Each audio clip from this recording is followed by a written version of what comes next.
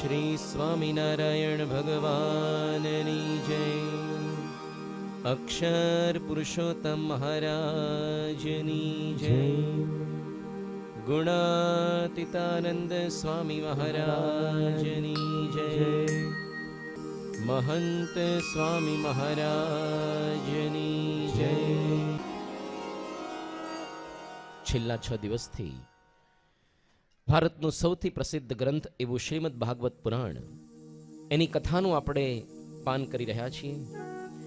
ગઈકાલે કૃષ્ણ ભગવાનના ચરિત્રો પૂર્ણ કરીને ભાગવતના એકાદશ સ્કંદની અંદર આપણે પ્રવેશ કર્યો હતો. ભગવાન શ્રી વેદવ્યાસજીએ ભાગવત ગ્રંથની રચના એટલા માટે જ કરી. આગળ તો 17 જેટલા પુરાણો રચ્યા હતા, પરંતુ દરેક પરોક્ષ દેવી દેવતાના હતા, એટલે મનની અંદર એમને અસંતોષ રહ્યો હતો. નારદજીએ કહ્યું કે ઘણું કરીને પ્રગટના ચરિત્રોનું તમે ગાન નથી કર્યું, અને એ નિમિત્તે આ પ્રગટ કૃષ્ણ એ વખતે હતા એના ચરિત્રો આ દશમ સ્કંદની અંદર વર્ણવ્યા. પણ વ્યાસ ભગવાને એ પણ ખબર હતી કે ભવિષ્યની અંદર તો કૃષ્ણ ભગવાન પણ પ્રગટ નહીં રહે. આજે એમને તો 5000 વર્ષ થયા, એટલા માટે ભવિષ્યમાં આગાહી પણ કરી કે ભવિષ્યમાં પણ કળિયુગમાં એક ભગવાન થશે. કૃષ્ણ વર્ણમ ત્વિષા કૃષ્ણમ સાંગોપાંગાસ્ત્ર પાર્ષદમ યજ્ઞ સંકીર્તન પ્રાયેર યજંતી સુમેધસ. કે કળિયુગની અંદર કઈ પ્રકારના ભગવાન થશે? કૃષ્ણ વર્ણમ, જેનો શરીરનો વર્ણ કૃષ્ણ હશે, અને છતાં ત્વિષા અકૃષ્ણમ, એ પોતે એટલા દિદીપ્યમાન હશે, એના શરીરની અંગ કાંતિ એવી હશે કે ઇન્દ્ર નીલમણિ જેવા શોભશે. ગઈકાલે આપણે વાત કરી હતી કે ભગવાન સ્વામિનારાયણનો એમનો શરીરનો વર્ણ એ પણ શ્યામ રંગનો હતો, છતાં પણ કેટલો અદ્ભુત મુદ્રા આકર્ષણ હતું. વિશ્વના ઇતિહાસમાં કોઈ પણ અવતાર કે ભગવાનની હયાતીમાં આટલા બધા કીર્તનો, એમના એક એક અંગ પર મૂર્તિનું વર્ણન કરતા કરતા એક એક લીલા પર આટલા બધા કીર્તનો નથી લખાયા. કદાચ લખાયા હોય તેમના ધામ ગમન પછી પરોક્ષની અંદર ખાલી કલ્પના કરીને. પરંતુ ભગવાન સ્વામિનારાયણ તો જ્યારે પ્રગટ હતા, એમની પ્રત્યક્ષ મૂર્તિને નિરખીને પરમહંસોની જે કલમ ચાલી છે, અરે અદ્ભુત કેટલું સાહિત્ય એમણે લખ્યું. અને એ વખતના શ્રેષ્ઠ બુદ્ધિશાળી લોકો આ બધા બ્રહ્માનંદ સ્વામી, પ્રેમાનંદ સ્વામી, મુક્તાનંદ સ્વામી, એમણે અઢળક આ બધું સાહિત્યની રચના એમણે કરી. તો ભગવાન સ્વયં પોતે પ્રગટ થયાનું અવતાર કાર્ય જ બધાથી જુદું હતું. એમણે પોતે કહ્યું કે હું પોતે સર્વોપરી ભગવાન છું. એ શાસ્ત્રોના માધ્યમથી પણ ગઈકાલે આપણે સમજ્યા. એમણે જે સમાજ સુધારણાનું કાર્ય કર્યું, જે કોઈ રીતે સુધરે એવા નહીં, આવા મોટા મોટાનું એમણે પરિવર્તન કર્યું. જોબન પગી જેવો મહાલુટારો, એમણે કેવા સ્ત્રી ધનના ત્યાગી સંતો આ સમાજની અંદર વિચરતા કર્યા. એ વખતે ભારત વર્ષની અંદર સાધુ સંસ્થા એવી ભ્રષ્ટ થઈ હતી કે સાધુઓ બધા ગંજેરી બંગેરી થયા હતા. ગાંજો પીનારા, ભાંગ ખાનારા, રામકીઓ ચેલકીઓ રાખનારા, અરે તીડના ટોળાની માફકા નાગડા બાઓની જમાતો કાબુલથી માંડીને તિબેટ સુધી બધી ફરતી, જે ગામમાં પડાવ નાખતી, ત્યાંના જુવાન છોકરાને પોતાની નાતની અંદર ભેળવી દેતી, અને ડટ્ટન સો પટ્ટન કર દેંગે, હમકો કાલી રોટી ઓર ધોલી દાલ ખિલાઓ, આવી પ્રકારની લુખી ધમકીઓ આપતી. કાળી રોટી એટલે કે માલપુઆ, ધોળી દાળ એટલે દૂધપાક. અને ભારતની ભોળી પ્રજા આ બધાની જંગાલિયતથી એ લોકોને સંતોષથી, એનાથી ડરતી. ભગવાન સ્વયં સમગ્ર ભારતની અંદર ફરીને આવ્યા. એમણે સમગ્ર જગ્યાએ જોયું કે સાધુઓ ઘણા બધા છે, પણ એની અંદર સાધુતાનો સાજ નથી, ખાલી લોકોને ધૂતી રહ્યા છે. એટલા માટે એમણે વિચાર કર્યો કે મારે એકદમ નિષ્કામ વ્રતધારી સ્ત્રી ધનના ત્યાગી સંતોનું નિર્માણ આ પૃથ્વી ઉપર કરવું. તો સંતોને એમણે પરમહંસ દીક્ષા આપી, કારણ કે માન સરોવરની અંદર એમણે હંસ જોયા હતા, જે પોતે ચાંચ નાખે ને દૂધ અને પાણી છૂટું કરી બતાવે. તો એમણે વિચાર કર્યો કે જે સંસારને છૂટું પાડી દે અંતરમાંથી, આવા પવિત્ર સંતોનું નિર્માણ કરવું. તો આ સંતો પોતે વર્તનથી પણ કેવા શૂરવીર હતા, એનું વર્તન વાતો કરી જતું. વર્તન જોઈને બીજાને અસર થતી. કેવળ એટલું નહીં, એ લોકો કંઈ અભણ નહોતા, પરંતુ શ્રેષ્ઠ એ સમયના બુદ્ધિશાળી લોકો અન્ય આ લોકની વિદ્યાની અંદર પણ કેવા બધા માહિર હતા. બ્રહ્માનંદ સ્વામી એમણે જે સાહિત્યની રચના કરી છે, ભગવાન સ્વામિનારાયણે આ સંતોને કહ્યું કે તમે બધા ભગવાનના ચરિત્રોના કીર્તનો, એ પ્રકારની બધું સાહિત્યની રચના બધી કરો. તો નિષ્કુળાનંદ સ્વામીએ 23 જેટલા ગ્રંથો અને એ ઉપરાંત લગભગ 2500 જેટલા કીર્તનોની રચના કરી છે. બ્રહ્માનંદ સ્વામીએ 15 જેટલા ગ્રંથો અને એથી ઉપરાંત લગભગ 5000 જેટલા કીર્તનો રચ્યા. નિત્યા આ નિષ્કુળાનંદ સ્વામી ત્યાર પછી પ્રેમાનંદ સ્વામી 14,000 જેટલા કીર્તનો, અને આધારાનંદ સ્વામીએ તો 1,00,000 કંડિકાઓનો હરિચરિત્રામૃત સાગર નામનો આખો ગ્રંથ, મહાભારત જેવા વિશાળ કદનો, આટલું બધું વિશાળ સાહિત્ય આ લોકોએ રચ્યું. ઘણી વખત એવું થતું હોય છે કે અઢળક જ્યારે સાહિત્ય રચાય ત્યારે એની અંદર કંઈ સત્વ તત્વ રહેતું હોતું નથી. ભગવાન સ્વામીના સંતોનું સાહિત્ય આવું નહોતું. એની અંદર કેટલું બધું સત્વ સમાયેલું હતું. ગાંધીજી પણ આ બધા ભજનોથી એટલા અભિભૂત થયેલા કે આશ્રમની અંદર ગાનારા પદોની અંદર પણ ઘણા બધા પદોનો સમાવેશ એમણે કરેલો. નિષ્કુળાનંદ સ્વામીના ધીર ધુરંધરા સાચા ખરા, કુળરે તજીને નિષ્કુળ થયા, અથવા તો પછી પ્રેમાનંદ સ્વામીના બિસર ન જાજો મેરે મિત, બ્રહ્માનંદ સ્વામીના સંત પરમ હિતકારી રે શીર સાટે નટવરને વરીએ, આ પ્રકારના ભજનો ઘણા બધા. એમાંથી પ્રેરણા લઈને ગાંધીજી પણ રોજ પોતાના આશ્રમની અંદર એ બધા ગવડાવતા.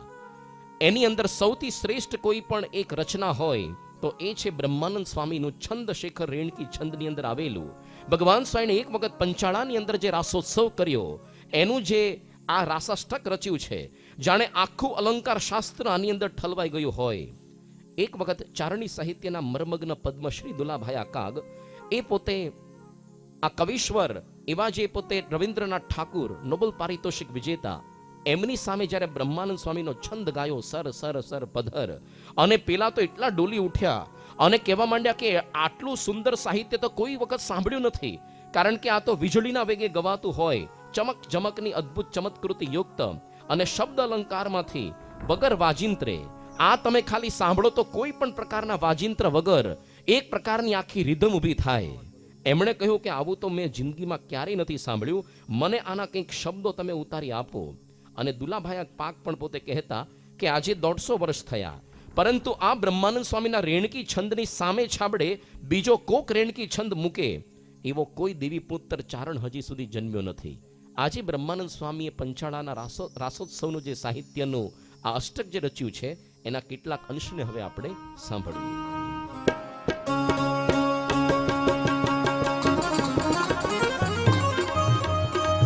હે સર સર પર સધરય મર તરય નુસર,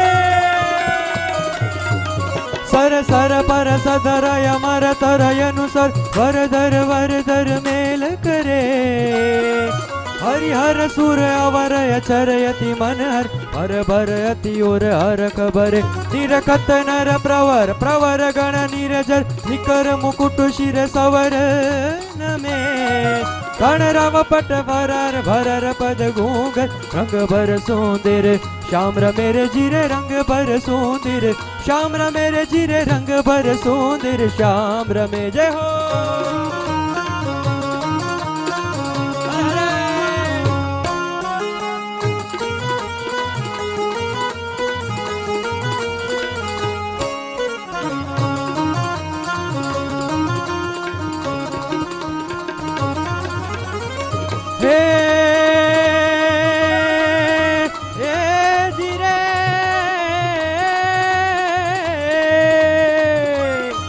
झटपट लट उलट पलट नट झटवट लट बट कट गट त्रिपट लले, को कट अति उकुट त्रुकुट गति दिन कट मन डर मट लट लपट मले, जमुना तट प्रगाढ़ यमट यट रट जट सुर कट ले कट तेण समे, गण रव पट भरर घरर पद गुंगर, रंग भर सुंदर श्याम रमे जीरे रंग भर सुंदर, श्याम रमे जीरे रंग भर सुंदर, श्याम रमे जीरे रंग भर सुंदर, श्याम रमे श्याम रमे श्याम रमे. આ સંતોનું સાહિત્ય એટલી ઉત્કૃષ્ટ કક્ષાનું તો હતું, સાથે એની અંદર કોઈ પણ બીભત્સતાનો લેશ પણ નહીં. આજે મોટા ભાગના કાવ્યો લખાતા હોય, કોક સ્ત્રીની કલ્પના કરીને સાહિત્યકારો એના મનની અંદર કંઈક પ્રેરણા થતી હોય. આપણા સંપ્રદાયના શ્રેષ્ઠ કવિ દલપતરામ, એ જ્યાં સુધી 15 વર્ષની ઉંમર સુધી પોતે સત્સંગી નહોતા થયા, ભક્ત કવિ તો હતા પણ કવિ હૃદય હતા, તો નાનપણની અંદર સ્ત્રી શૃંગારના આવેશની અંદર આવીને 2 મોટી કવિતાઓ લખેલી, કમળ લોચની અને હીરા દંતી, જેના દાંત હીરા જેવા જ કે લોચન કમળ જેવા જ સ્ત્રી શૃંગારના કાવ્યો. પણ એક વખત ભગવાન સ્વામીના સંત દેવાનંદ સ્વામીના સંપર્કની અંદર આવ્યા, એને ખબર પડી કે આ સાહિત્ય ન કહેવાય, બીભત્સ રસ કહેવાય. પહેલું કામ ઘરે જઈને એમણે એ કર્યું, કંઠી બાંધીને આ બંને કવિતાઓ સળગાવી દીધી. કોઈ પણ કવિ પોતાનું સર્જન ક્યારે સળગાવે નહીં. તો કેટલું અદ્ભુત આની અંદર શાલીનતા હતી, લોકોને પ્રેરણા આપે એવું. તો આટલું સુંદર સાહિત્ય, એની સાથે આ પરમહંસો કેવળ કવિ નહોતા, પરંતુ સંગીત વિદ્યાની અંદર પણ એવા શુરવીર હતા. પ્રેમાનંદ સ્વામીનો એક અદ્ભુત પ્રસંગ છે. એક વખત પ્રેમાનંદ સ્વામી જુનાગઢની અંદર મંદિરમાં ઠાકોરજી સમક્ષ બેસીને એ પોતે આ બધા કીર્તનોનું ગાન કરી રહ્યા હતા. અને કીર્તનો ગાતા હતા એ જ વખતે ત્યાંના જે નવાબ જે હતા, જુનાગઢના સંગીત પ્રેમી નવાબ, એ બહાર બજારમાંથી પસાર થતા થતા કંઈક સંગીતના સૂર એમના કાનની અંદર પડે છે અને તરત ઉતાવળે એના પગ મંદિર તરફ ચાલ્યા. મંદિર ઉપર જ્યારે દાદરા પોતે નવાબ ચડી રહ્યા છે એ જ વખતે પ્રેમાનંદ સ્વામી સંગીત પૂરું કરીને દાદરા નીચે ઉતરતા હતા અને આ દાદરાની વચ્ચે આ બંનેનું મિલન થયું. એ વખતે પેલા નવાબે સ્વામીને પૂછ્યું, સ્વામી તમે ગાતા હતા? પ્રેમાનંદ સ્વામીની આંખમાં આંસુ હતા, હાથમાં સરોદ હતો. એમણે આંખથી આંસુ લૂછીને કહ્યું કે હા, હું ગાતો હતો. ત્યારથી પેલા નવાબે નક્કી કર્યું કે હવેથી બીજાનું સંગીત ન સાંભળવું અને કોઈ પણ એના રાજ્યની અંદર કલાકારો આવે એને મહેનતાણું આપીને બગાડી દે કે એક દફે સ્વામિનારાયણ કે ફકીરો કા રૂહાની સંગીત मैंने सुना, फिर और कोई संगीत सुनने की मुझे ख्वाहिश नहीं है. એક વખત બની એવું કે લખનૌ બાજુના ઉસ્તાદ ગવૈયાઓ બધા મુસલમાન ગવૈયાઓ આવ્યા અને કહ્યું કે અમારી સંગીતની કળા અમારે રજૂ કરવી છે. આ નવાબે કહ્યું કે જો એક દફે સ્વાઈન કા ફકીર કા સંગીત સુના, તમારું હું નહીં સાંભળું, તમારે જોતા એટલા રૂપિયા આપી દો, હાલતા પકડો. પેલા કે અમે મફતનું લેતા નથી, અમારી ચીજ પેશ કર્યા વગર નહીં લઈએ. આ નવાબે કહ્યું કે શું ડંફાસ મારો છો? અરે એક વખત જાઓ ગઢપુરમાં અને આ સ્વામિનારાયણના સંતોનું સંગીત તો સાંભળો, તમને લાગશે કે એની સામે તમારો કોઈ ક્લાસ નથી. આ લોકો તો આવ્યા હસતા હસતા, એને એમ કે ગુજરાત વાળાને શું ગાતા આવડતું હશે, એટલા માટે આવ્યા અને સાંજનો સમય થયો તો ગઢપુરમાં ભગવાન સ્વાઈની પાસે આવ્યા અને કુર્નિશ બજાવીને કહ્યું કે અમને પેલા નવાબે મોકલ્યા જુનાગઢના અને તમારા સંગીતકાર સંતો બહુ સારું સંગીત કરે છે, તો એમાંથી થોડાક અંશ અમને સંભળાવો. શ્રીજી મહારાજે હાકલ કરી એટલે બ્રહ્માનંદ સ્વામી, પ્રેમાનંદ સ્વામી, મુક્તાનંદ સ્વામી આ બધા સરોદ, સારંગી, તબલા, આ ઢોલક, મૃદંગ લઈને પધાર્યા અને મહારાજે કહ્યું કે આ લોકોને તમારું એક કીર્તન સંભળાવો. પ્રેમાનંદ સ્વામીએ પૂછ્યું કે મહારાજ કયો રાગ ગાઈએ? સાંજના સમયે તો પેલા હસવા માંડ્યા કે આપણને ખાલી ખોટો ધક્કો ખવડાવ્યો. આપણા ભારતની પરંપરા, સંગીતની કળા કેવી છે કે સમય સમયના જુદા જુદા રાગ હોય, મન ફાવે તે ગાવાનું ન હોય. અત્યારે વેસ્ટર્ન મ્યુઝિકને તો મ્યુઝિક જ નહીં, નોઇઝ પોલ્યુશન કહેવાય, પણ આપણા ભારતની અંદર તો સંગીત એ મન અને આત્માને તંદુરસ્ત કરે, પ્રફુલ્લિત કરે, ડોલાવી નાખે. ભગવાનને પ્રસન્ન કરવા સંગીતની આરાધના થતી. તો પ્રેમાનંદ સ્વામીને આ લોકોને લાગ્યું આટલી નથી ખબર, જેને ભગવાન ઉત્કૃષ્ટ એનો સંગીતકાર સમજે છે એટલી ખબર નથી કે સાંજે આ કયો રાગ ગવાય. તો ભગવાન સ્વામીને પૂછ્યું મહારાજ હું કયો રાગ ગાઉં? અને ભગવાન સ્વામીને કીધું તમે અત્યારે ભૈરવ રાગ ગાઓ. અને આ લોકો તો મનમાં ખરેખર હસી પડ્યા કે ગુજરાત તો ખરેખર ગાંડા જેવું જ છે. અરે પેલા બાવાને ખબર નથી કયો રાગ ગાવો જોઈએ સાંજે, અને ભગવાન મૂર્ખનો જામ છે. આપણે તો ખાલી ખોટા અહીંયા ધક્કો ખવડાવ્યો. એને તો મનમાં એવું જ હતું કે ગુજરાત વાળાને સંગીતની સેન શું હોય. પણ શ્રીજી મહારાજે કહ્યું એટલે પ્રેમાનંદ સ્વામીએ તો ભગવાનની મૂર્તિની અંદર ચિત્તની વૃત્તિ લીન કરી અને એ વખતે સાંજના સમયે ભૈરવ રાગ જે સવારે પ્રભાતિયા વખતે ગાવાના હોય એ વખતે એણે કીર્તન નવું બનાવ્યું. ચંદન ચર્ચિત નીલ કલેવર સુંદર કટ તસો કસ્યો પટ પીત. અને જ્યારે આ પૂરું થયું આ સંગીત, સાંજના સમયની અંદર ગરમી ગાયબ થઈ, ઠંડી પ્રવેશ કરી અને સૂર્યની લાલીમાં સૂર્યોદય જેવું થયું અને એવું સુંદર વાતાવરણ સૂર્યોદય જેવું છવાયું. કુકડા પણ ભાન ભૂલી ગયા, કુકડે કુક બોલવા માંડ્યા.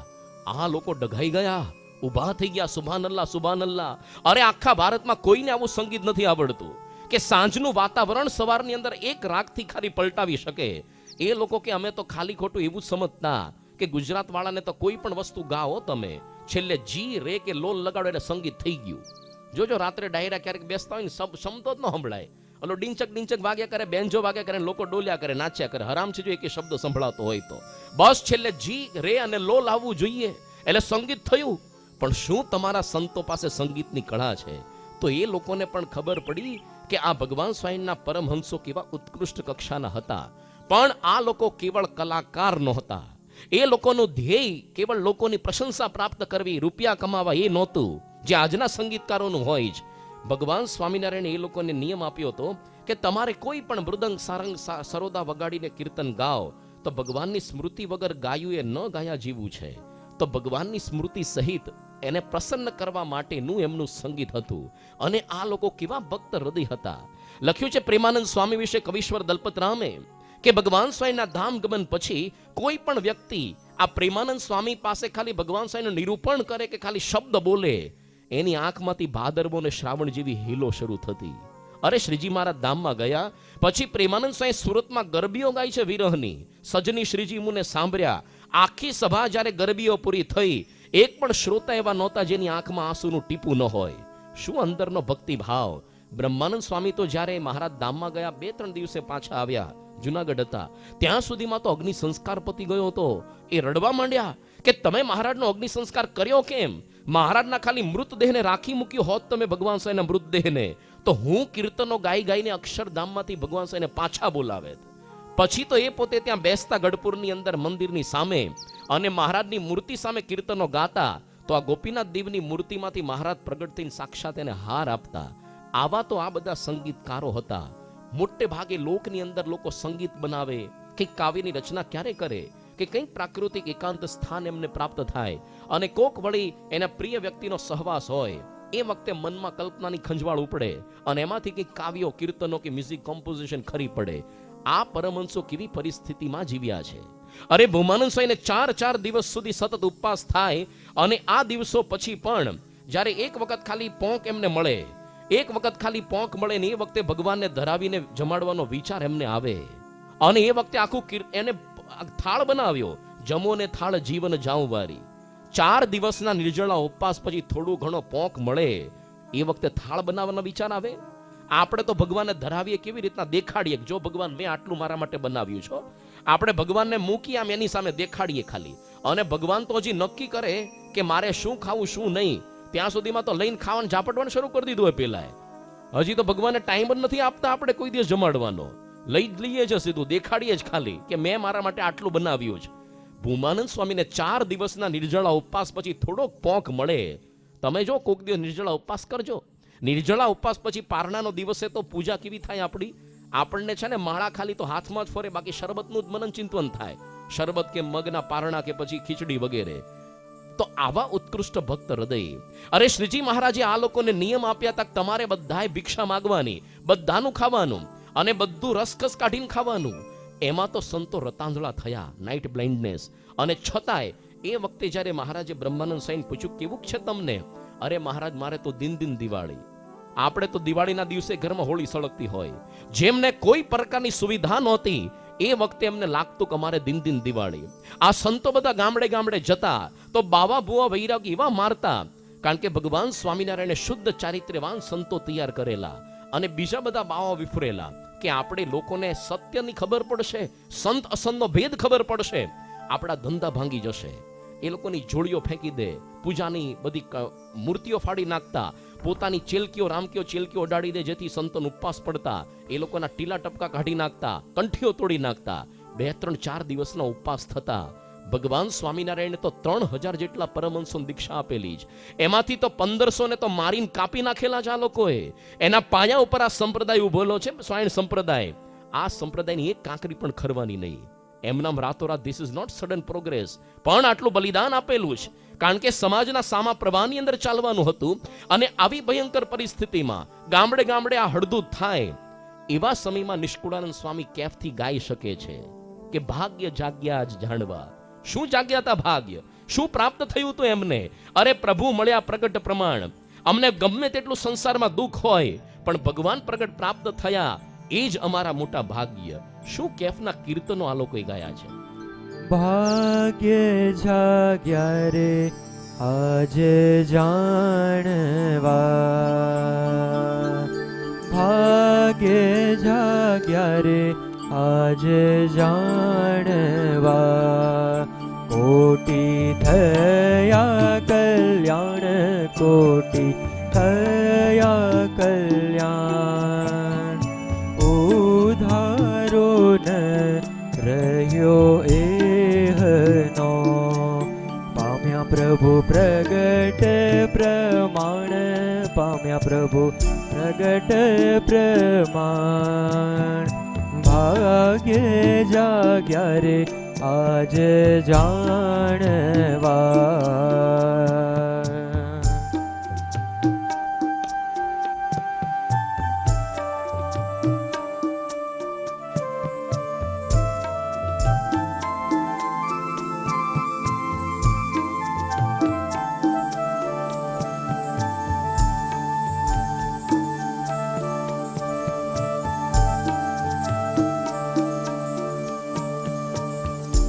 આજ આનંદના વધામણા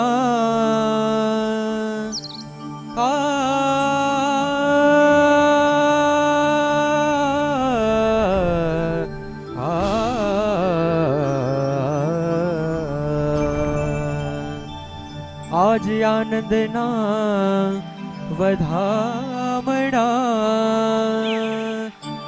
હૈયે હરખન માય હૈયે હરખન માય અમળતી વાત તે આવી મળી શીખું સુખની સીમાય શીખું સુખની સીમાય ભાગ્ય જાગ્યા રે આજે જાણવા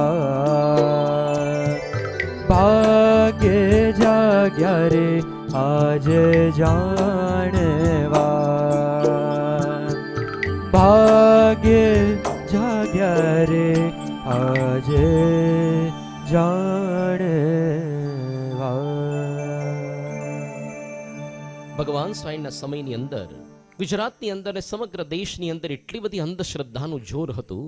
એવું કહેવાતું કે ગુજરાતમાં એક પણ ગામ એવું નહોતું કે જ્યાં લોકો એવું ન માનતા હોય કે અહીંયા ફલાણી કોક દેવી કે દેવતાનો કોપ નથી થયો. કંઈક વળી અતિવૃષ્ટિ થાય, અનાવૃષ્ટિ પડે, રોગચાળો ફાટી નીકળે, તરત એ જે તે દેવી કે દેવતા કાલ્પનિક એને પ્રસન્ન કરવાના કેટલા ખર્ચાળ ક્રિયાકાંડ વિધિ વિધાન લોકો કર્યા કરતા.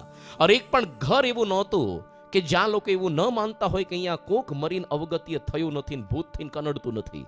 આવા સમયની અંદર આજે પણ તમે જો કેટલી બધી અંધશ્રદ્ધાઓ લોકોના મનની અંદર હોય છે. ક્યારેક પાકા, ક્યારેક હરિભક્તોના ઘરની અંદર જઈએ તો આ બધા ઘર મંદિરમાં કેટલા જાત જાતના સુરધનના ફળ, કેટલી સોપારીઓ, જાત જાતના યંત્રો, અને આપણે કાઢવા જઈએ એનો જીવ ઊંચો થાય, જાણે મારું ધનોત્પરો નીકળશે. અરે લોકો જાત જાતના વાર કરતા હોય છે. મને શનિ નડે ને સોમ નડે, આ વાર કરો ને પેલો કરો. હકીકતમાં ગ્રહનંગ પનોતીના પોતાના ઠેકાણા નથી હો. તમે જો આ રાહુ નામનો ગ્રહ, હવે એ પોતે સૂર્યને ગ્રસી જાય છે એટલે તો સૂર્યગ્રહણ થાય છે. અને આ કેતુ રાહુને ધડ છે, અને એને પેલું એને ખાલી મસ્તક છે તો ધડ નથી, કેતુને ધડ છે તો મસ્તક નથી. અને પેલો જે ચંદ્ર એને ક્ષય લાગુ પડ્યો, ક્ષય થાય વૃદ્ધિ થાય. મંગળમાં અંગાર છે, બુધને માથે કલંક છે, અને ગુરુએ પોતાની નારી ગુમાવી છે, શુક્ર કાણિયો છે, અને શનિ લંગડો છે. હવે ગ્રહનંગ પનોતી પોતાના ઠેકાણે આપણને હું સારું કરવાના છે. રાવણ તો પોતે અસુર હતો, છતાં એક પણ ગ્રહ તો એને નહોતો નડતો. એ પોતે 9 ગ્રહને નડતો, 9 ગ્રહને ભેગા કરીને ખાટલાના પાયે બાંધી રાખતો હતો. ઘણી વખત આપણે ક્યારેક એક્સિડન્ટ થાય, રોગચાળો આપણા શરીરની અંદર પ્રવેશ કરે, કંઈક ધંધામાં નુકસાન થાય એટલે એવું જાત જાતનું વહેમ ઘૂસી જાય. કુંડાળામાં પગ પડી ગયો હશે, કોકની નજર પડી ગઈ હશે, અથવા તો પછી ચોઘડિયું ભજી ગયું હશે, તો ઘરની અંદર ભૂવા ધૂણાઓ, ડાકલા બેસાડો અને બાવાજી પાસે નજર બંધાવો, ઊંજણી બંધાવો. અમુક સમય પહેલા લોકો ખેરાલું જતા, એક બાપુ ફૂંક મારતા લોકોના રોગ મળતા. છેલ્લે એ બાપુ પોતે પડીકા તમાકુના પડિયા વાળતા વાળતા ધામમાં ગયા. કોઈના ધતિંગ લાંબા ચાલતા હોતા નથી. આ તો કાગનું બેસવું, ડાળનું ભાંગવું. કાગડો કોક ડાળી પર બેસે ને એ જ વખતે ડાળી ભાંગે. આપણા મનમાં ફિટ થાય કાગડાના બેસવાથી તૂટી. ભગવાન સ્વામિનારાયણ આવી ભય, અત્યારે તો ઓછા બધા આવું છે, બધા ઓછા છે બધા આ બધા રીત રિવાજ કે વહેમ અંધશ્રદ્ધા. ભગવાન સ્વામીના સમયની અંદર તો આખો યુગ જ આનો હતો અંધશ્રદ્ધાનો. એ સમયની અંદર કેવો સુંદર કાગળ લખ્યો છે ભગવાન સ્વામીને પર આ બધા હરિભક્તોને કે કોઈ પણ દેવી દેવતામાં સામર્થ્ય છે જ નહીં કે માણસનું આયુષ્ય વધારે કે ઘટાડે.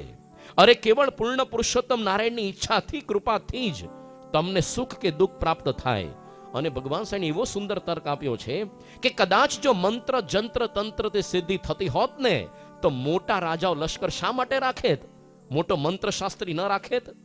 આજની ભાષામાં કેવું હોય તો આપણી ભારત પાકિસ્તાનની બોર્ડર ને ચાઇનાની બોર્ડર સાચવવા માટે લગભગ 13 લાખનું મિલિટરી ને પેરામિલિટરી ફોર્સ છે, અને પેલી ચાઇનાની border Indo Tibetan border police force એ બીજું 5-6 લાખનું જ.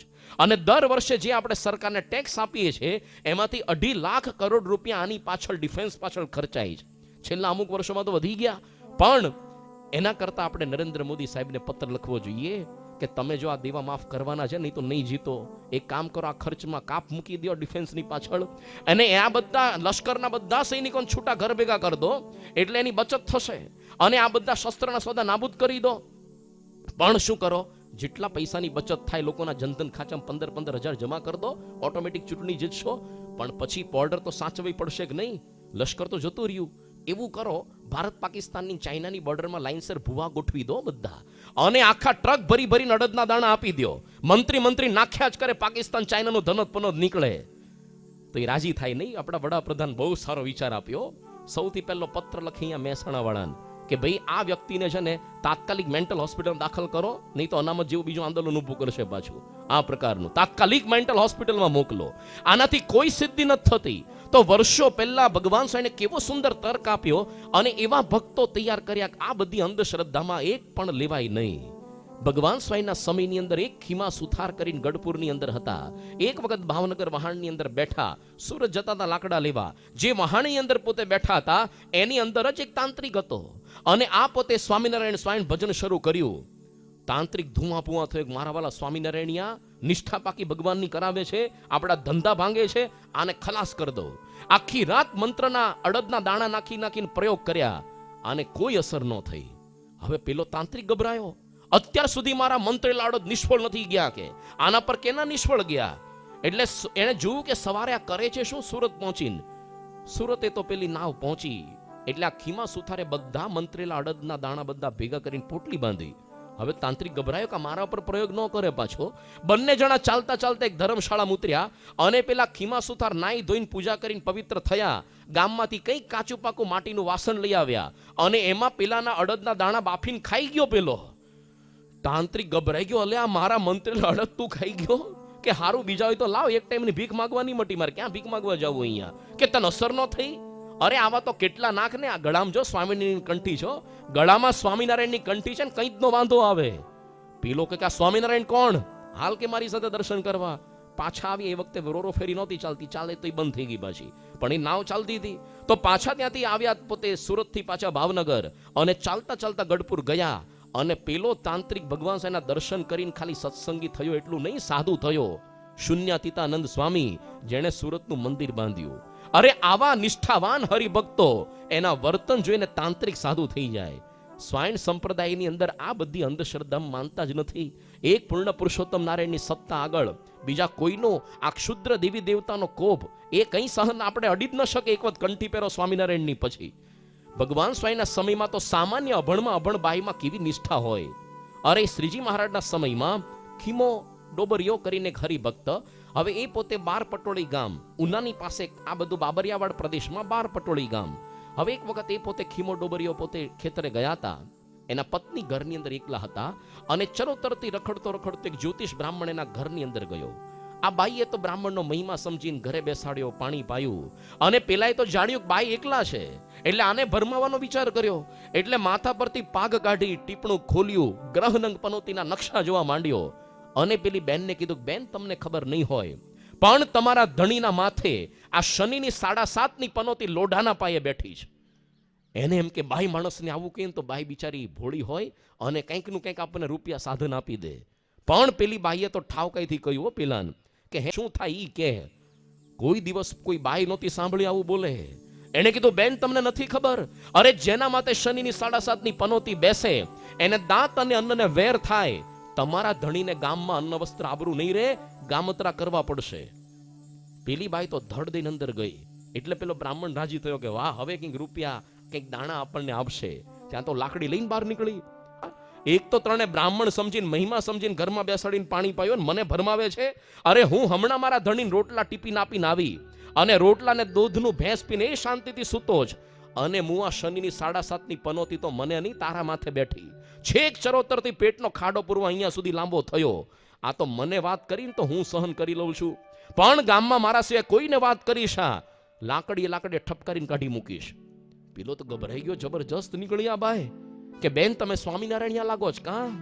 પેલી કે ઈ જ છું. અરે બ્રાહ્મણ કે આ પહેલું ઘર ખોટું ભટકાણું, પહેલું ઘર ખોટું ભટકાણું. આ ભટકાણું ન હોત તો બોણી તો થાત, કોક બકરી કે બકરો તો હાથમાં આવે. એક સામાન્ય અભણ પેલી સત્સંગીની બાય, પણ શું નિષ્ઠા ભગવાન સ્વામિનારાયણે નાખેલી. તો આવા નિષ્ઠાવાન ભક્તો, એ લોકોના સમગ્ર જીવન આખા પરિવર્તિત થયા. કેવી સ્થિતિ સુધી પહોંચ્યા. અરે પર્વતભાઈ પોતે ખેતરમાં હળ ચલાવતા ચલાવતા બપોરે ભગવાનની માનસી પૂજા કરે. એના સાથીદારને લાગ્યો કે પરબતભાઈ આમ સ્થિર થઈ ગયા. હળ ચલાવતા ચલાવતા આમ હાથ રાખીને હાથમાં રોટલો ને દહીં માનસીમાં મનની અંદર ભગવાનને જમાડે.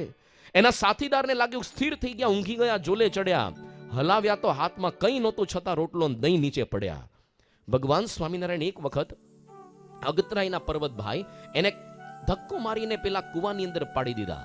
પછી દોડીને ભગવાન સ્વામી એના ઘરની અંદર કહેવા ગયા એના પત્નીને કે ભાઈ તમારા ભાઈ તો મરી ગયા, ધામમાં ગયા, આ કુવામાં પડી ગયા છે કે. એની પત્ની હસવા માંડી, મહારાજ શું કહો છો? અરે મારો ધણી તો રોજ કલાક 2 કલાક છે ને પાણી નીચે બેસીને ધ્યાન કરે છે. શું સ્થિતિ કહેવાય પર્વતભાઈની!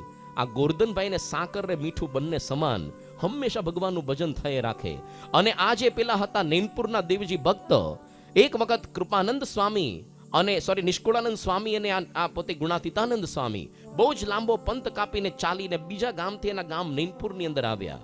અને સાંજના સમયમાં પહોંચ્યા છે 5-6 વાગે. આ દેવજી ભક્ત એને સીધું આપી દીધું. સંતો રસોઈ કરીને જમ્યા અને એકમાત્ર હરિભક્ત એટલે કથા સાંભળવા પોતે આવી ગયા. અને સંતોને લાગ્યું ચલો આ પોતે થાકશે એટલે આપણે કથા બંધ કરશું. પણ 8 વાગ્યાના બેઠા 12 વાગ્યા સુધી કથા ચાલી. સંતો કે પેલો ના પડે તો આપણે સામેથી કહીએ ચલો હવે ના પડે એટલે પછી બંધ કરીએ, પણ પેલો તો અન્નમ કથા સાંભળે. સંતોની આંખો બિચારાની ઘેરાવા માંડી, કારણ કે દિવસે આરામ થયો નહોતો ને આટલું લાંબી સફર કાપીને આવ્યા હતા. એટલે સંતોએ સામેથી પૂછ્યું, દેવજી ભગત તમારે ઊંઘ નથી લેવી? પેલા કે સ્વામી તમારે સુઈ જાઓ. અલા તમે સુઈ જાઓ એટલે તમે શું કરશો? કે સ્વામી હજી તો હું ખેતરે જઈશ અને 500 માળા ફેરવતો ખેતરમાં આટા દઈશ. રાત્રે 12 વાગે 500 માળા ફરે? કશું જ ન ફરે.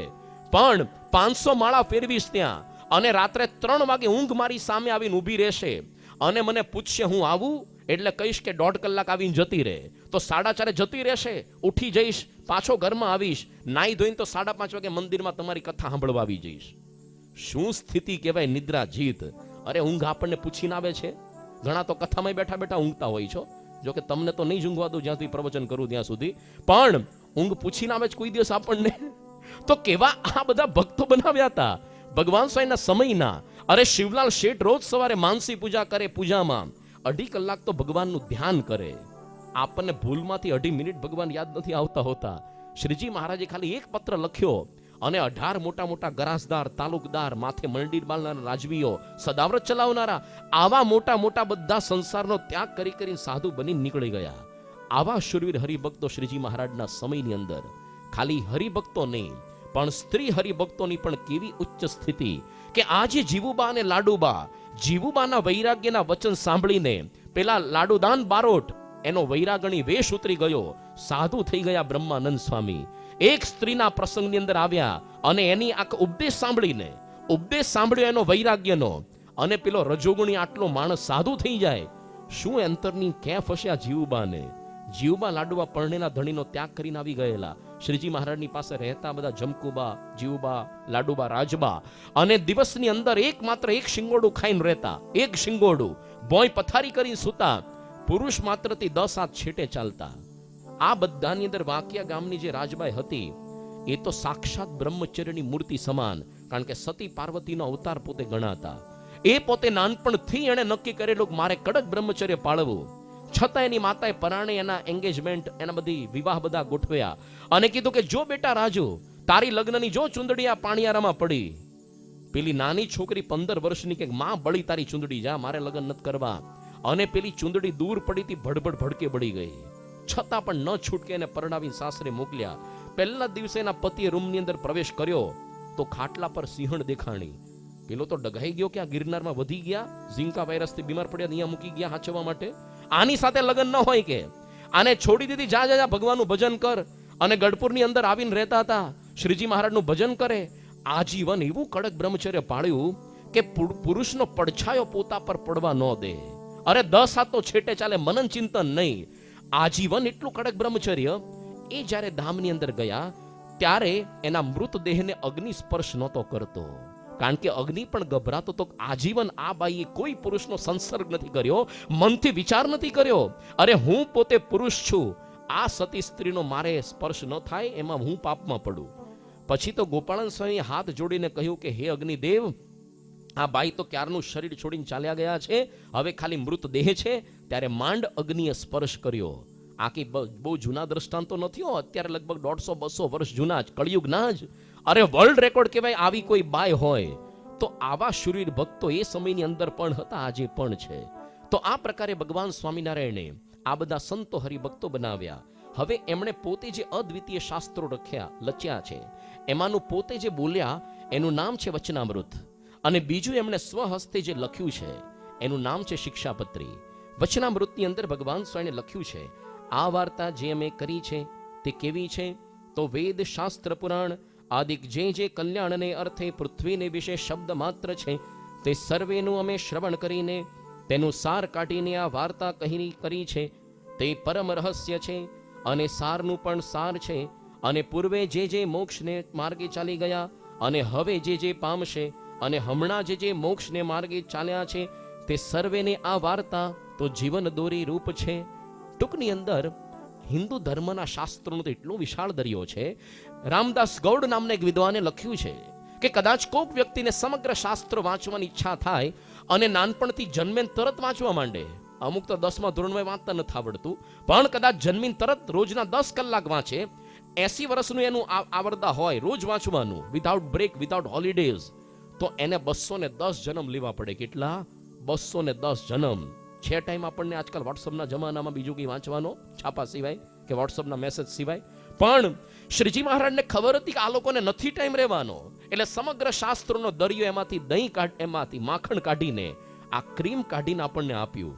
અને શ્રીજી મહારાજનું આ વચનામૃત એટલું ઓથેન્ટિક છે, વિશ્વના જેટલા પણ ધર્મ ગ્રંથો જે તે ઉપદેશકની હયાતીમ નથી લખાયા. ઉદાહરણ તરીકે આજે બાઇબલ ઈસુ ખ્રિસ્તના ધામ ગમનના 38 વર્ષ પછી લખાયો. આ કુરાને શરીફ મોહમ્મદ પૈગંબરના મરણ પછી, એના પછી 20 વર્ષ પછી એ પોતે લખાયું છે. અને બુદ્ધ અને મહાવીરના ઉપદેશો પણ 400-500 વર્ષ પછી લખાયા. એકમાત્ર વિશ્વના ઇતિહાસમાં આ વચનામૃત ગ્રંથ એકમાત્ર એવો છે કે જ્યારે ભગવાન સ્વામી બોલતા એની સામે એક સાથે 4 પરમહંસો લખતા. 4 પરમહંસો એટલા માટે કારણ કે કોકને કંઈક લાઈન છૂટી ગઈ હોય તો એ બધી રફ નોટ્સ બનાવે, પછી 4 ભેગા થાય અને ફેર કોપી પોતે બનાવતા. અને એક વચનામૃત લોયાના 8મામાં ભગવાન સ્વામીને તો દેખાડ્યું આ પુસ્તક નિત્યાનંદ સ્વામીએ, અને મહારાજે પ્રમાણભૂત કરી આપ્યું છે. તો આવો ઉત્કૃષ્ટ ગ્રંથ, એ પણ આપણી સરળ ગુજરાતી ભાષાની અંદર શાસ્ત્ર માત્રનો સાર. તો એવો સુંદર ગ્રંથ આ વચનામૃત છે, જે ભગવાન સ્વામીની પરાવાણી એ પોતે બોલેલા છે. બીજી જે એમની આ ગ્રંથ છે એનું નામ છે શિક્ષાપત્રી. તો આ જે શિક્ષાપત્રી નામનો જે ગ્રંથ છે એ ભગવાન સ્વામીએ લખ્યું છે મદ રૂપમ ઇતિ મદ વાણી. આ જે શિક્ષાપત્રી એ મારું રૂપ છે ને એ જ મારી વાણી સમાન તમે ગણજો. એની અંદર 212 જેટલા શ્લોકો છે. પણ ગુણાતીતાનંદ સ્વામીએ લખ્યું છે કે જેમ અંબરીશની રક્ષાની અંદર એક સુદર્શન ખાલી ભગવાને મૂક્યું હતું, આપણી રક્ષાની અંદર તો ભગવાને 212 આ શિક્ષાપત્રીના શ્લોક મૂક્યા છે. સર્વ જીવ હિતાવહ આ શિક્ષાપત્રી છે. જીવ પ્રાણી માત્રને ઉપયોગી થાય, લાભદાયક થાય એવી આ શિક્ષાપત્રી ગ્રંથ. એમાં સામાન્ય જૂ, માકડ, ચાંચડનો પણ મહારાજે વિચાર કર્યો છે કે જાણી જોઈને એમને મારવા નહીં. આપણે શું કરીએ, ક્યારેક મસ્તકની અંદરથી વાળમાંથી લીક કાઢીને ટચક ટચક એવા ફોડીએ, મજા પડ્યો આપણને. મહારાજે ના પાડી છે કે આ જે બધા ઝીણા જે બધા જૂ, માકડ, ચાંચડ વગેરે જે જીવ છે એને કોઈ દિવસ એનો નાશ કરવો નહીં, મારવા નહીં. મહારાજે બીજી વાત લખી છે કે પોતાના કામકાજ કરવા તેડ્યા જે ઘરની અંદર મજૂર, જે પ્રકારે પહેલેથી બોલી થઈ હોય એ પ્રકારે જ એમને વેતન આપવું, એનાથી અધિક, એનાથી ઓછું આપવું નહીં. બીજું મહારાજે લખ્યું છે દીનજનને વિશે દયાવાન થવું. આપણો વ્યવહાર પણ મહારાજ ભૂલ્યા નથી. શ્રીજી મહારાજે લખ્યું છે કે અમારા જે સત્સંગી હોય એમણે પોતાની ઉપજ કરતા વધારે કોઈ દિવસ ખર્ચ કરવો નહીં, પોતાની ઉપજ પ્રમાણે જ કરવો.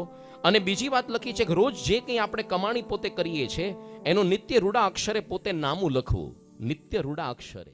તમે જો આજકાલ પરદેશની અંદર કેવી સિસ્ટમ છે કે તમને બધી વસ્તુ લોન ઉપર મળતી હોય છે, બધી વસ્તુ. તમારું આખું ઘર લોન પર મળે, ગાડી પર મળે, એટલે એ લોકોને બચત સેવિંગ્સની ટેવ પણ નથી પડતી હોતી. એટલા માટે શું થાય કે જ્યારે બહુ બધી લોન લે, ભરપાઈ ન થઈ શકે, છેવટે એનું ઘર પોતે જપ્ત કરી લે બેંક્સ વાળા. એટલે બેંકની પાસે આ બધી એસેટ વધી ગઈ, લિક્વિડિટી એસેટ, ચલણી નાણું ન રહ્યું. એક સાથે 100 જેટલી બેંક બધી તૂટી. એ જો શિક્ષાપત્રીની આટલી આજ્ઞા આ લોકો પાળતા હોત તો આ પ્રકારની મંદી અમેરિકામાં કોઈ દિવસ આવે જ નહીં. તો આ લોકની અંદર પણ આપણને સુખી કરે અને પરદેશની આપણને પરલોકની અંદર પણ સુખી કરે એવો સુંદર શિક્ષાપત્રી ગ્રંથ છે. અને પાક સત્સંગી એને જ કહેવાય કે જે પોતે શિક્ષાપત્રીની આજ્ઞા મુજબ વર્તે તો એક કાવ્યની અંદર સુંદર વાત લખી છે, સત્સંગી તો તેને રે કહીએ રે જે શિક્ષાપત્રી પાળે રે.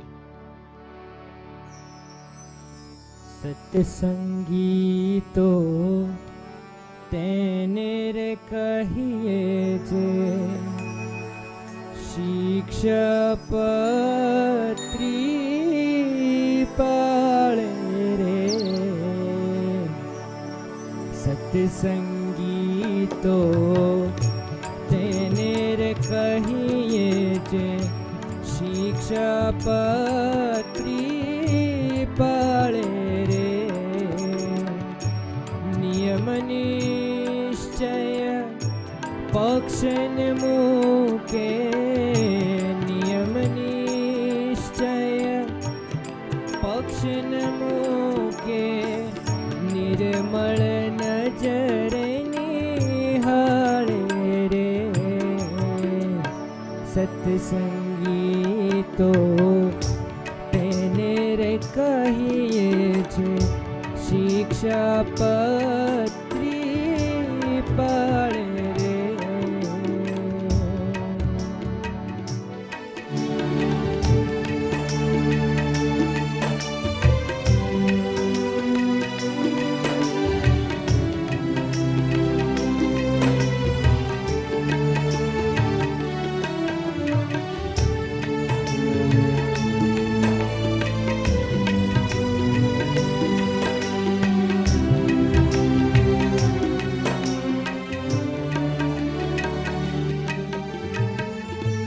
સર્વોપરી શ્રી જીને જાણે,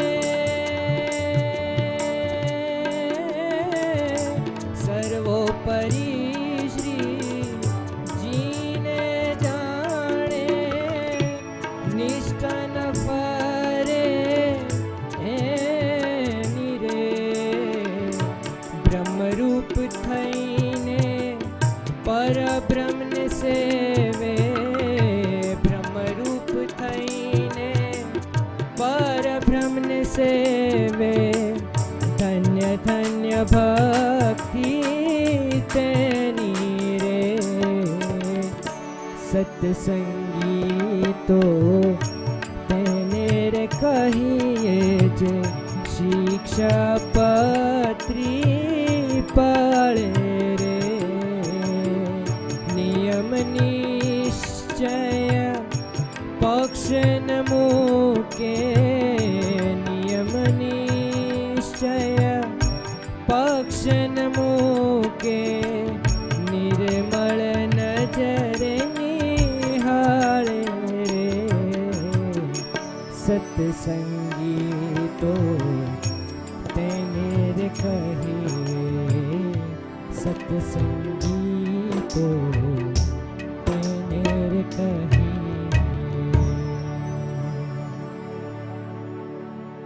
ભગવાન સ્વામીનું બીજું અલૌકિક કોઈ કાર્ય હોય તો એમણે જીવનના છેલ્લા 8 વર્ષની અંદર 6 ભવ્ય શિખરબદ્ધ મંદિરો બાંધ્યા. એ સમય ગુજરાતની અંદર પરંપરા એવી હતી કે કેવળ નાનું દેરું કે એક શિખરનું મંદિર બનતું, પરંતુ મોટા મહાલય જેવા અને 3 શિખરના મંદિરોની શરૂઆત કરી હોય તો એ ભગવાન સ્વામિનારાયણે કરી. એમણે લખ્યું છે વચનામૃત ગ્રંથની અંદર, અમે એમ વિચારીને પરમેશ્વરની ઉપાસના રહેવા સારું ત્યાગનો પક્ષ મોળો કરીને ભગવાનના મંદિર કરાવ્યા છે.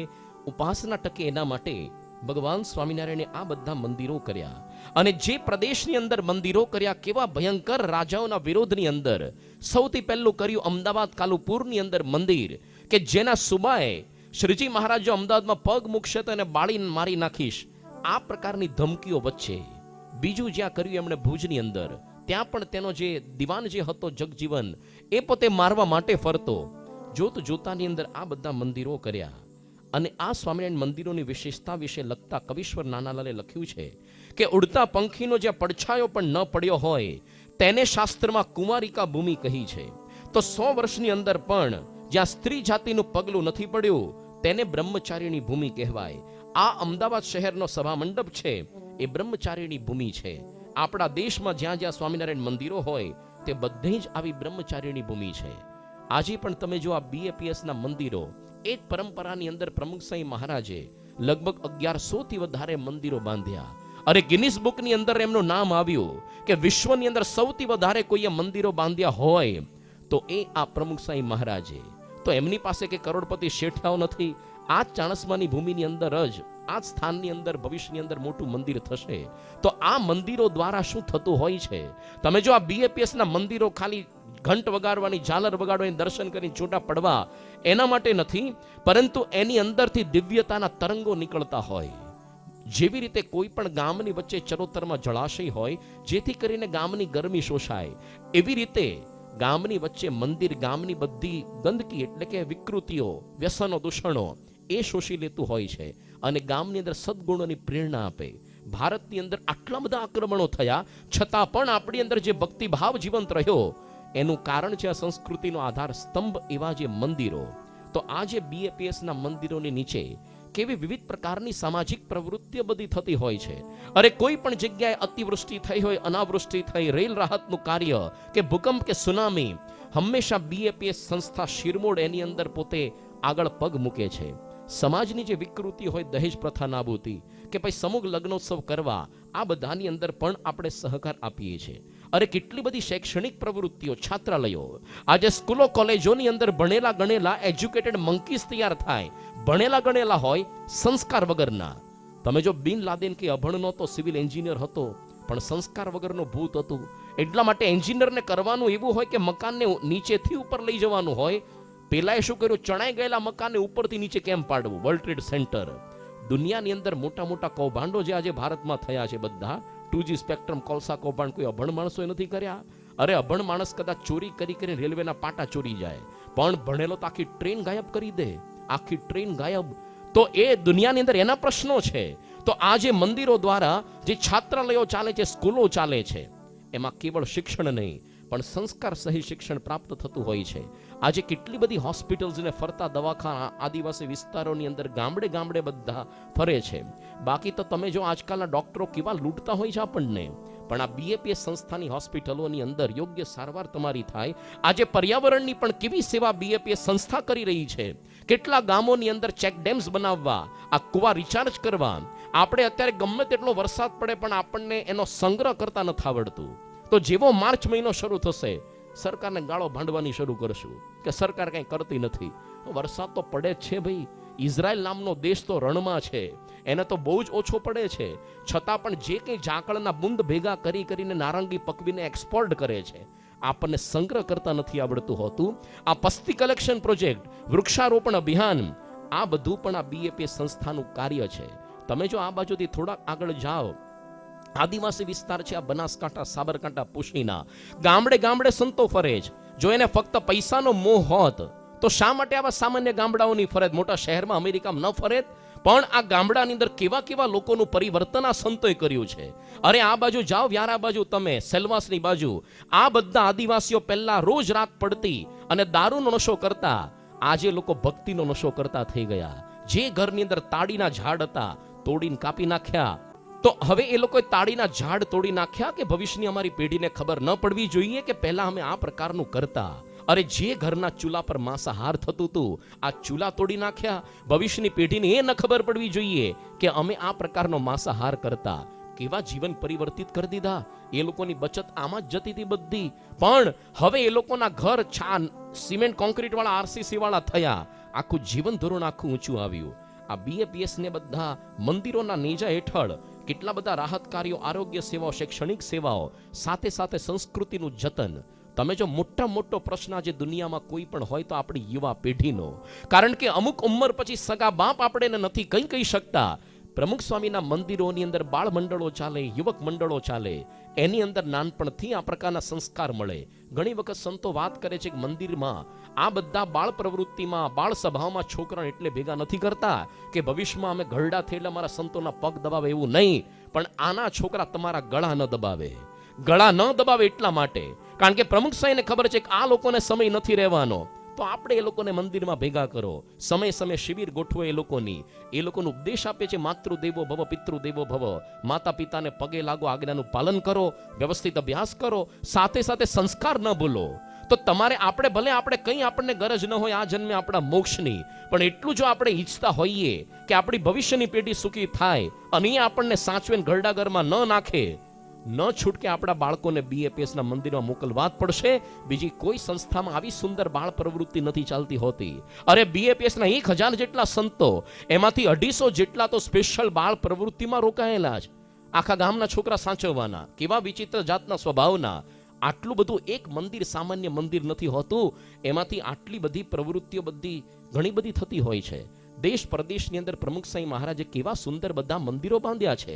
અમેરિકાના મોટા મોટા શહેરો હોય કે પછી આ ગુજરાતના બધા રાજ્યોની અંદર, અને ગુજરાત આપણા ભારતના સમગ્ર મોટા મોટા રાજ્યોના મોટા મોટા શહેરોની અંદર, અને એની સાથે સાથે સૌથી શ્રેષ્ઠ એવું તો અક્ષરધામનું જે સ્મારક, એના દર્શન માટે લગભગ 6 કરોડ જેટલા લોકો અત્યાર સુધી આવી ગયા.